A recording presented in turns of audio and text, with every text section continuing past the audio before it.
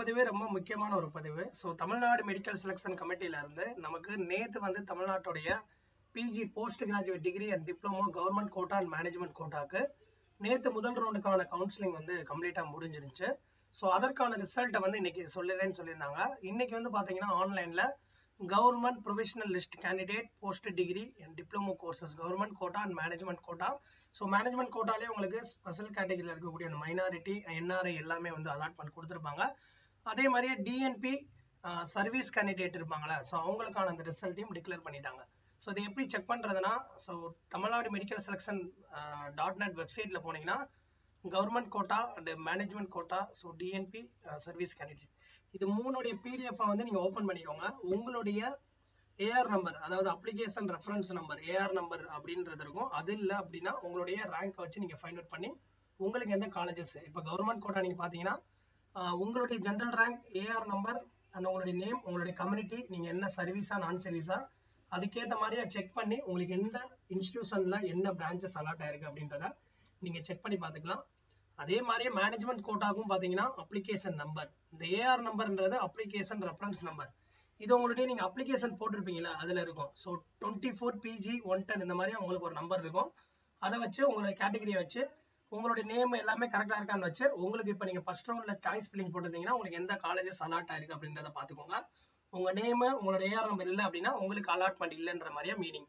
So அதே மாதிரி வந்து மேனேஜ்மெண்ட் கோட்டாக்கு அப்ளை பண்ணுறவங்க சிஎம்சி வெள்ளூர் ஜென்ரலுக்கு அதுலேயே வந்து பார்த்தீங்கன்னா சர்வீஸு, அதுக்கப்புறம் மற்ற என்ன சொல்றதுன்னா மைனாரிட்டியில் அப்ளை பண்ணவங்க, அதே மாதிரி வந்து மைனாரிட்டி என்ஆர்ஐ இதில் அப்ளை பண்ணவங்களுக்கும் இதில் தெளிவாக கொடுத்துருப்பாங்க.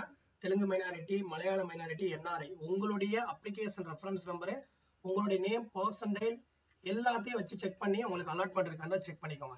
ஸோ நெக்ஸ்ட் ப்ரொசீஜர் என்ன அப்படின்னா டிஎன்பி அதே மாதிரி அதையும் செக் பண்ணிக்கோங்க. ஸோ நெக்ஸ்ட் வந்து உங்களுக்கு இன்னைக்கு நைட்டு அல்லது நாளைக்கு மார்னிங்குள்ள அலாட்மெண்ட் லெட்டரை வந்து உங்களுடைய லாகின், ஸோ லாகின் ஓப்பன் பண்ணீங்கன்னா உங்களுக்கு எந்த காலேஜஸ் அலாட் ஆயிருக்குன்றத காமிக்கும். கீழே வந்து ஃபீ பே பண்ண சொல்லும். அலாட்மெண்ட் லெட்டரை டவுன்லோட் பண்றதுக்கு முன்னாடி நீங்க டியூஷன் ஃபீ வந்து ஆன்லைன்ல வந்து பே பண்ணணும்.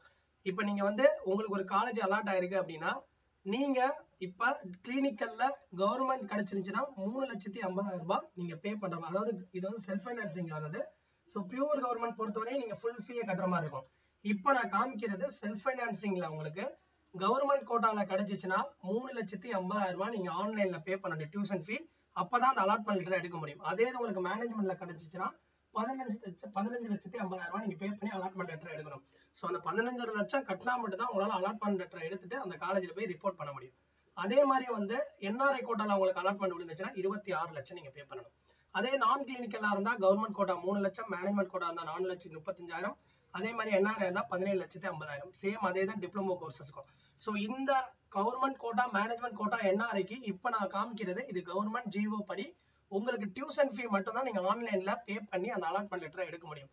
மிச்சம் இருக்கக்கூடிய ரிட்டர்ன் ஃபீ, ஹாஸ்டல் ஃபீ எல்லாமே அந்த இன்ஸ்டிடியூஷன்ல நீங்க கேட்டு அதுக்கேற்ற மாதிரி நீங்க பே பண்ணிக்கலாம். ஓகேவா? ஸோ தேங்க்ஸ் ஃபார் வாட்சிங் தட். அலாட்மெண்ட் லெட்டரை உங்களுக்கு இன்னைக்கு இன்னும் கொஞ்ச நேரத்துல அல்லது நாளைக்கு மார்னிங்குள்ள மேக்ஸிமம் அப்டேட் பண்ணிடுவாங்க. அதை நீங்க எடுத்துட்டு போய் ஃபர்ஸ்ட் நீங்க ஃபீ கட்டணும். அந்த அலாட்மெண்ட் லெட்டரை டவுன்லோட் பண்ணணும்னா கவர்மெண்ட் காலேஜில் அலாட் ஆனவங்களுக்கு பிரச்சனை இல்லை. அவங்களுக்கு என்ன ஃபீயோ அந்த ஃபுல் ஃபீயை நீங்க பே பண்ணிடலாம். இதே self financing government quota, management, NRI, minority இவங்கலாம் வந்து ஆன்லைன்ல இந்த இதுல நான் ஜியோ படி காட்டினா இந்த டியூஷன் ஃபீயை பே பண்ணா மட்டும்தான் அலாட்மெண்ட் லெட்டரை டவுன்லோட் பண்ண முடியும். ஓகேவா? ஸோ நெக்ஸ்ட் ஒரு நல்ல ஒரு அப்டேட்டட் சந்திங்க. தேங்க்ஸ் ஃபார் வாட்சிங் தட்.